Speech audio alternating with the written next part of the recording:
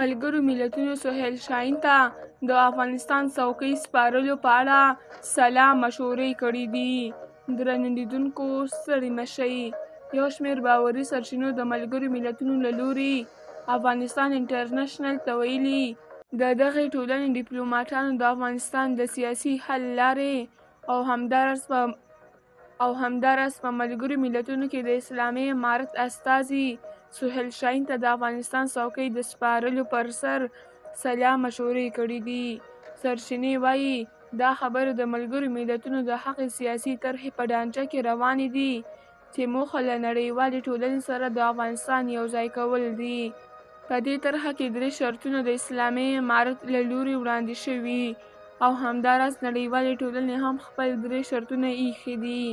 ملګري ملتونه غواړي چې اسلامي امارت باید یوه ټولګړې واکمني جوړه کړي، د ترهګرو ډلو جرړې وباسي او د بشر حقونه په ځانګړي ډول د نجونو لپاره د ښوونځیو، پوهنتونونو او د کاري چاپیریال دروازې بیرته پرانیزي. اسلامي امارت بیا غوښتنه کوي چې د دوی واکمني دې په رسمیت وپیژندل شي، بندیزونه دې لرې کړل شي او د افغانستان کنګل شوې شتمنۍ دې هم ازادې شي.